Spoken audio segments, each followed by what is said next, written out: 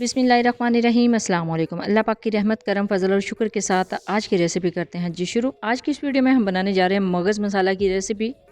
ये basically mutton मगज़ मसाला है और इसको बनाना तो बहुत ही आसान है ना, लेकिन इसको बनाते वक्त एक चीज़ की जो मुश्किल फ़ेस करना पड़ती है वो इसकी सफाई है। आप किस तरह इसको परफेक्ट बना सकते हैं, लेकिन उससे पहले इसको कैसे साफ़ किया जाता है। साफ़ करने के बाद आप इसको ढाबा स्टाइल में, रेस्टोरेंट स्टाइल में, होटल स्टाइल में किस तरह बना सकते हैं, प्रेजेंट कर सकते हैं, ये सारी टेक्निक्स आपके साथ शेयर की जाएंगी आज के इस वीडियो में। तो चलते हैं जी तैयारी की तरफ। बिस्मिल्लाहिर्रहमानिर्रहीम। यहाँ पे मैंने 2 बकरों के मगज़ लिए हैं और मगज़ आप देख लें, मगज़ की कंडीशन आप देख लें। अभी इसके ऊपर आपको क्लॉट्स नज़र आ रहे हैं और वेन्स नज़र आ रही हैं। बेसिकली हमने इसी को साफ़ करना है, इसी को रिमूव करना है। तो यहाँ पे एक बाउल में पानी ले लिया है, सिंपल टैप वाटर है और इसको अब हमने इसके ऊपर जितने भी क्लॉट्स हैं, जितनी भी वेन्स हैं, इनको रिमूव करना है। लेकिन रिमूव करने से पहले आपने इस चीज़ को जहन में रखना है कि इसके अंदर से सिर्फ वेन्स और क्लॉट्स ही रिमूव होने चाहिए। ये जितना नीचे इसका सिस्टम है ये बिल्कुल साबित रहना चाहिए। यहाँ पे सबसे बड़ी गलती बहनें यही करती हैं कि वेन्स रिमूव करने की बजाय सब सारे जो मगज़ है उसको अलग अलग कर देती हैं। तो वो बनाने में इतना ज़्यादा अच्छा नहीं बनता जितना अच्छा आप इस तरह अच्छे से सफाई करने के बाद इसको बना सकते हैं। दूसरे नंबर पे कुछ बहनें इसको इस तरह बनाती हैं कि इसके अंदर बहुत ज़्यादा झाग बन जाती है। हमने झाग बिल्कुल भी इसके अंदर नहीं बनानी और इसकी जो स्मेल है वो कम्प्लीटली कैसे आप रिमूव कर सकते हैं, आप सारी टिप्स और ट्रिक्स इस वीडियो में सीखेंगे। सबसे पहले तो ये जितने भी क्लॉट्स हैं, जितनी भी वेन्स आपको नज़र आ रही है, इसको रिमूव करना है। रिमूव करना बहुत ही आसान है, जैसे मैं आपके सामने कर रही हूँ, आपने भी सेम इसी तरीके से करना है।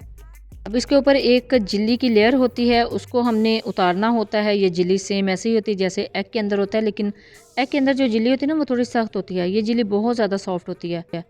तो सॉफ्ट होने की वजह से इसको एहतियात से उतारना पड़ता है। ऊपर से सारी वेन्स को एहतियात से आपने रिमूव करना है। कि स्टेप बाय स्टेप मैं आपके साथ सारा मेथड शेयर कर रही हूँ और सारा जितने भी क्लॉट्स हैं, जितनी भी इसके ऊपर झिल्ली है, जितनी वेन्स हैं, उनको रिमूव कर लिया है। देख लें जी अभी इसकी फाइनल कंडीशन। अब इसके अंदर जितने निशान नज़र आ रहे हैं इसको कैसे रिमूव करना है, इसको कैसे साफ़ करना है, इसका सेकंड मेथड आपके साथ शेयर करने लगी हूँ। पानी को अच्छे से गर्म करना है, बहुत ज़्यादा गर्म नहीं करना, इसके अंदर बॉयल्स ना आए। इसके अंदर सारे मगज़ को ऐड कर देना है बिस्मिल्लाहिर्रहमानिर्रहीम और इसको 1 मिनट के लिए इस गर्म पानी में छोड़ना है। जितने भी इसके ऊपर क्लॉट्स या फिर वेन्स अभी भी नज़र आ रही है ना, जितना ब्लड थोड़ा थोड़ा नज़र आ रहा है, ये सारा का सारा अभी 1 मिनट के अंदर रिमूव होगा। और इस तरह रिमूव करने का मकसद सिर्फ ये भी नहीं है कि इसके अंदर ब्लड रिमूव हो, इससे इसकी जो इसके अंदर से एक्स्ट्रा स्मेल आती है वो भी ख़त्म हो जाएगी। देखिए जी 1 मिनट के बाद इसको मैं निकाल रही हूँ प्लेटर में बिस्मिल्लाहिर्रहमानिर्रहीम। तो ये देखिए इसके अंदर से जितने भी क्लॉट्स थे, वेन्स थी, वो सारी ख़त्म हो चुकी हैं। मगज़ बिल्कुल साफ़ हो चुका है, सेम इसी कंडीशन में हमें चाहिए था। और अब हम चलेंगे नेक्स्ट स्टेप की तरफ, यानी इसको पकाने की तरफ। स्टाइल में इसको बनाते हैं बिस्मिल्लाहिर्रहमानिर्रहीम। हाफ़ कप कुकिंग ऑयल लिया है एक पैन में, इसके अंदर ऐड करना है जी बारीक क्रश की हुई प्याज बिस्मिल्लाहिर्रहमानिर्रहीम। यहाँ पे आपने एक चीज़ नोट करनी है कि प्याज बिल्कुल क्रश होनी चाहिए, वो स्लाइस में कटिंग नहीं होनी चाहिए। 1 से 2 मिनट के लिए इसको जस्ट सोते करना है, इसको बहुत ज़्यादा हमने नहीं पकाना, इसका फ्लेवर नहीं निकालना, इसका फ्लेवर नहीं लेके आना। जस्ट 1 से 2 मिनट के लिए इसको कुक करना है। इसका बहुत ज़्यादा टेस्ट नहीं निकाल देना कि सारे मगज़ में से सिर्फ प्याज का टेस्ट आए। अब इसके अंदर ऐड करेंगे 2 टेबलस्पून लहसुन अदरक का पेस्ट बिस्मिल्लाहिर्रहमानिर्रहीम। अब इस लहसुन और अदरक के पेस्ट को आपको पता है 2 से 3 मिनट लग जाते हैं कुक होने में। इतनी देर में प्याज भी और गल जाएगा और लहसुन अदरक का पेस्ट यानी इसका कच्चापन जो है वो भी ख़त्म हो जाएगा। ये देखिए जी अब सारे मसाला जात इक्वली जो हैं वो पक रहे हैं। अब ऐड करेंगे टमाटर बिस्मिल्लाहिर्रहमानिर्रहीम। ये एक बड़े साइज़ का टमाटर था और इसको मैंने इसके अंदर ऐड करने से पहले इसके छिलके रिमूव कर दिए थे ताकि ये अच्छे से जल्दी से गल जाए। 2 मिनट भुनाई करने के बाद ऐड करते हैं थोड़ा सा पानी बिस्मिल्लाहिर्रहमानिर्रहीम और इसको थोड़ा सा मिक्स करने के बाद कवर कर देंगे 5 मिनट के लिए। अब इसको थोड़ा सा पानी ऐड करने के बाद हमने कवर कर देना है 5 मिनट के लिए ताकि टमाटर अच्छे से गल जाएं। 5 मिनट के बाद कवर उठाया है तो देखते हैं टमाटर किस हद तक गले हैं। ये देखिए जी इसकी भुनाई अच्छे से हो चुकी है, ऑयल भी अल्हम्दुलिल्लाह सेपरेट होना स्टार्ट हो गया है, टमाटर भी बहुत अच्छे तरीके से गल चुके हैं। ये देखें अभी भी मैंने मसाले को बहुत ज़्यादा कुक नहीं किया, अभी खड़ा मसाला ही है, बहुत ज़्यादा इसको कुक नहीं किया, इसका कलर चेंज नहीं किया, जस्ट इसको पकाया है।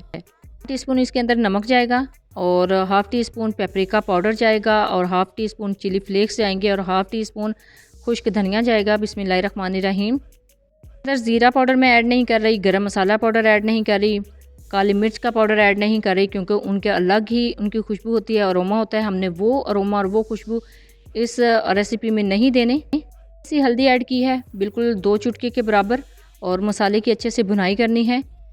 मसाला अभी भी खड़ी कंडीशन में है, हमने इसी कंडीशन में इसको रखना है। बहुत ज़्यादा इसको नहीं पका लेना कि सिर्फ इसी का टेस्ट आए। चलिए आप ऐड करेंगे मगज़। बिस्मिल्लाहिर्रहमानिर्रहीम। ये देखिए मगज़ के मैंने पीसेस नहीं किए, इसको मैश नहीं किया, सेम एज़ इट इज़ इसके अंदर ऐड कर दिया है। मगज़ ऐड करने के बाद थोड़ा थोड़ा इसको साथ साथ मिक्स करेंगे और साथ में थोड़ा सा मैश करेंगे। बिल्कुल पेस्ट शेप में इसको नहीं लेके आना, बस थोड़ा थोड़ा साथ साथ मैश करते जाएंगे ताकि सारा मसाला जो है इसके अंदर से इसकी खुशबू आए और बहुत अच्छे तरीके से ये सारे जो अज़्ज़ा हैं वो यकजान हो जाएं। अच्छा जी, इसको पकाते वक्त आपने बहुत ज़्यादा ओवर कुक नहीं करना, ना इसके अंदर पानी ऐड करना है। 3 से 4 मिनट में ये बिल्कुल कुक हो जाएगा, डन हो जाएगा। अब इस स्टेज पे ऐड करेंगे कटी हुई सब्ज़ मिर्चें। बिस्मिल्लाहिर्रहमानिर्रहीम। और थोड़ा जुलियन कट में अदरक ऐड किया है और साथ में धनिया। बिस्मिल्लाहिर्रहमानिर्रहीम। ये हमारी जो रेसिपी ऑलमोस्ट डन हो चुकी है, कंप्लीट हो चुकी है।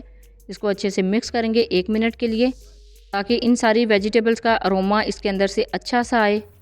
अल्हम्दुलिल्लाह जी, यहाँ पे ऑयल जो है वो सेपरेट होना स्टार्ट हो चुका है और बहुत अच्छे तरीके से सेपरेट हो रहा है। ये देखिए बहुत ज़्यादा इसके अंदर ऑयल नहीं मैंने ऐड किया था, लेकिन जितना ऐड किया अल्हम्दुलिल्लाह वो सेपरेट होना स्टार्ट हो गया है। ऑलमोस्ट हमारी जो मगज़ मसाला की रेसिपी है वो डन हो चुकी है।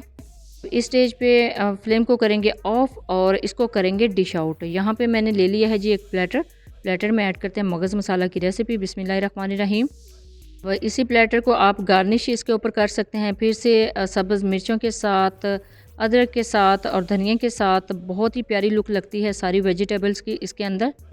तो ये देखिए जी, अल्हम्दुलिल्लाह कितनी ज़बरदस्त इसकी कंडीशन है। बहुत ही मज़े का, बहुत ही सॉफ्ट, बहुत ही ज़बरदस्त ये मटन मगज़ मसाला बना है। तो अल्हम्दुलिल्लाह जी, ये है हमारी फ़ाइनल रेसिपी की आप शेप देख लें। इसकी फ़ाइनल लुक आप मिस ना किया कीजिए। आप किसी भी इवेंट में इसको बना सकते हैं, स्पेशली ईद कुर्बान के मौके पर। आपको पता है ना, माशाल्लाह से अल्हम्दुलिल्लाह हर घर में कुर्बानी होती है। हर मुसलमान कुर्बानी का जानवर जो है वो ज़िबा करता है और ये रेसिपी फिर हर किसी को बनानी पड़ती है। तो आप इस मेथड को फॉलो करते हुए इस रेसिपी को घर में ईज़िली बना सकते हैं। आप इसको नान के साथ, तंदूरी रोटी के साथ, पराठे के साथ सर्व कर सकते हैं। ये बनाना कोई बहुत ज़्यादा मुश्किल काम नहीं है। बहुत इजी वे में आप मगज़ को साफ़ कर सकते हैं और मगज़ को साफ़ करने के बाद इस कंडीशन में इसको बना सकते हैं। ये बनाना तो बहुत ही आसान है ना, लेकिन अगर आप इस मेथड को फॉलो करते हुए बनाएंगे तो आपकी रेसिपी को भी 4 चांद लग जाएंगे। जब भी बनाएं अपना फ़ीडबैक ज़रूर दीजिएगा, दुआ में ज़रूर याद रखिएगा। अल्लाह हाफ़िज़। Thanks for watching.